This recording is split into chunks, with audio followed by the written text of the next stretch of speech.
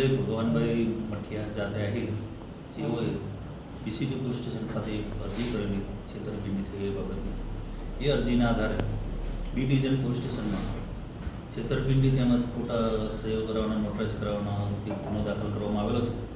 જેમાં ફરિયાદીએ આરોપી પાસેથી આર્યન એવન્યુમાં એની બાંધકામ ચાલતી હતી, એમાં 12 ફ્લેટ અને 4 દુકાનો લેવાની હોય, જે બાબતેથી હાલના જે આરોપી છે સંજયભાઈ લાલજીભાઈ ડોબરિયા તથા તેમના પત્ની જ્યોત્સનાબેન સંજયભાઈ ડોબરિયા, જેઓને 3,26,69,830 રૂપિયા આપેલા, જે પૈકી 50,000 RTGSથી 51 લાખ રૂપિયા રોકડા તેમજ બીજા પણ 2,25,00,000 રૂપિયા રોકડા આપેલ અને તે બાબતનું નોટરાઇઝ લખાણ કરવામાં આવેલ.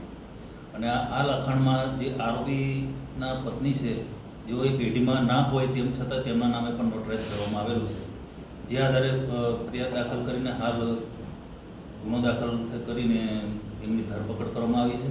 ધરપકડ કરી અને આ લોકોને હજુ પણ કેટલું એ કરેલું છે જે બાબતના આજરોજ રિમાન્ડની માંગણી કરનાર છે. દિન 7ની રિમાન્ડની માંગણી કરે છે. જેટલા નામદાર કોર્ટ રિમાન્ડ આપે એ રિમાન્ડમાં જે પણ હકીકત ખુલશે, તપાસમાં જે બધું ખુલે એ આગળ સાહેબ, પ્રાથમિક વિગતમાં સાઇટ શા માટે શરૂ કરવું નથી એવી કોઈ વિગત સામે નહીં. હાલ હવે તપાસમાં જે નીકળે છે, કારણ કે અત્યાર સુધી અરજીના કામે તપાસ હતી. હવે હાલ ગુનો દાખલ કરીને બી ડિવિઝન પોલીસ સ્ટેશન તપાસ કરશે. સાહેબ, આમાં અન્ય કેટલા લોકો છે અહીંયા?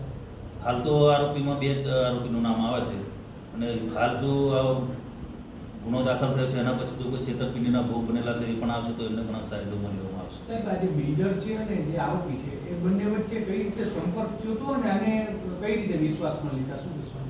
હવે એ તપાસનો વિષય છે, કારણ કે હાલ ગુનો ગઈકાલે નોંધવામાં આવીને એમને ધરપકડ કરી છે. હાલ તપાસ ચલાવી રહ્યા છે બી ડિવિઝનના પીએસઆઈ મારો સાહેબ.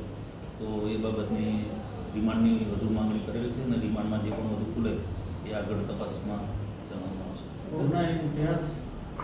અગાઉ કોઈ સાથે આ પ્રકારની આર્થિક છેતરપિંડી આથી હોય ગુનાહિત એ આગળની ગુનાહિત ઇતિહાસ તો હાલ જાણવામાં નથી આવ્યો, પણ તેમ છતાં તપાસમાં જે ખુલશે એ આગળ